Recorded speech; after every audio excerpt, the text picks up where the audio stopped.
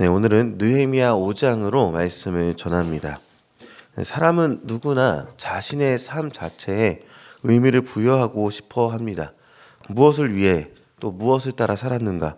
이것이 삶의 방향과 그 태도를 정해지게 된다라는 것이죠. 특히 우리 그리스도인들은 어떤 가치를 향해 가고 있는가 좀 더 많이 생각해 봐야 할것은요. 어떤 사람은 자신의 삶을 위하여 신앙을 가져다 쓰는 경우가 있고, 어떤 사람은 하나님께서 주신 말씀을 향해 나아가면서 자신의 모든 가치를 말씀에 두는 경우가 있기 때문에 그렇습니다. 주님께서는요, 우리 그리스도인들 한 사람 한 사람을 주님 앞에 데려오기를 원하시는데, 특별히 마가복음 8장 36절에 사람이 온 천하를 얻고도 자기 목숨을 잃으면 무엇이 유익하리요? 라고 말씀하시면서 사람이 어떤 가치관으로 살아야 하는지에 대해서 다시 한 번 더 말씀해 주셨습니다. 우리 그리스도인들에게 있어서 진정한 기쁨과 만족은요, 하나님을 위해 살아갈 때 발견되게 되는 것이죠. 오늘 본문의 느헤미야도요, 자신의 삶을 오직 하나님을 위한 삶으로서 드렸던 것을 보게 됩니다. 그리고 그 과정에서 사실 많은 어려움도 있었고, 특별히 백성들이 성벽을 재건하고 나서 자신을 위한 삶으로 살아가는 모습을 보였지만, 그 가운데서도 신실함을 지키면서 원래 있어야 할 자리로 돌려보내는 그러한 과정을 보게 되는 것이죠. 그래서 오늘 우리는요, 느헤미야 5장을 통해서 하나님을 경외하는 삶이 무엇인지, 그리고 그 우리 삶 속에서 이것들을 어떻게 실천해 나가야 되는지에 대해서 함께 살펴보기를 원합니다. 사람들은 어떤 문제를 직면할 때 외부와 내부를 나누어서 생각합니다. 외부적 요인으로 인한 어려움들이 다가오게 되면요, 내부가 얼마나 단단한지 중요하다라고 이야기하는 것이죠. 그래서 내부의 문제에 직면해서 어떻게 해결해 나갈지 고민해 보게 되어야 한다는 것인데요.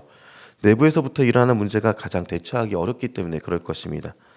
느헤미야 5장은요, 성벽 재건이 진행되는 가운데 내부적인 어려움이 발생했음을 보여주고 있습니다.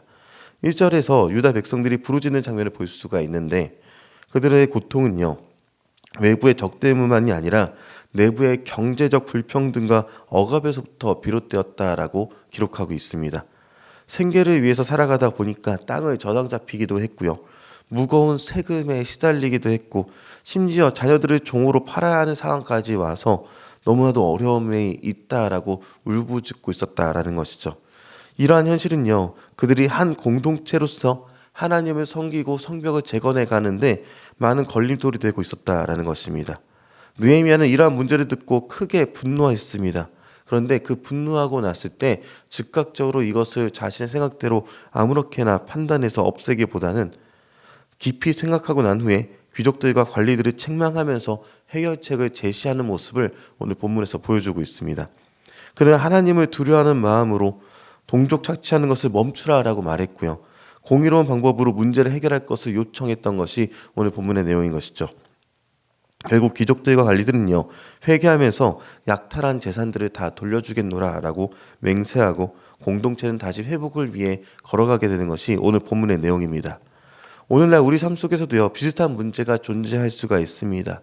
우리가 하나님을 위한 삶을 살기보다 나 자신을 위한 삶으로서 신앙인의 모습을 취하고 있다면요, 어쩌면 다른 사람을 나의 이익을 위해서 속이거나 다른 사람의 것을 빼앗거나 하는 일들이 쉽게 이뤄질 수 있다라는 것이죠. 교회 공동체 안에서도 서로를 사랑하고 섬기고 나아갈 할 것인데, 그러하기보다 봉사하면서도 서로 경쟁하고 자신의 이익을 추구하는 일이 생긴다면 우리는 하나님 앞에서 우리 그리스도인자라고 말할 수 있겠는가? 여기에 대한 고민이 있어야 한다는 것입니다. 느헤미야처럼 하나님의 뜻을 구할 수 있어야 하고요, 신앙적 태도로 이 문제를 해결해 나아갈 수 있는 것이 우리의 모습이 되어야 한다는 것이죠. 느헤미야는요, 단순히 이 문제를 표면적으로 해결하는 것에서 끝나지 않았습니다. 그는 자신이 총독으로서 받을 수 있는 특권을 포기하면서까지 백성들과 함께 어려움을 나누게 되었습니다. 단순히 귀족들에게 약탈하는 것을 멈춰라라고 말하는 것이 아니라 자신이 먼저 아무런 녹을 받지 않음으로 인하여서, 그리고 백성들로부터 세금을 받지 않음으로 인하여서 그가 먼저 하나님 앞에서 그리고 백성들 앞에서 본을 보였다라는 것이죠. 14절부터 보면요, 그는 12년 동안 총독으로 있었지만 이전 총독들처럼 백성들에게 무거운 부담을 지우지 않았다라고 기록하고 있습니다. 오히려 자신의 재산을 사용해서 사람들을 섬겼습니다. 오히려 자신의 것을 다 내어서 공동체가 하나님의 뜻 안에서 회복되도록 헌신하는 모습을 보여주었다는 것입니다. 이러한 모습은요, 예수님께서 보여주신 섬김의 삶과도 연결이 됩니다.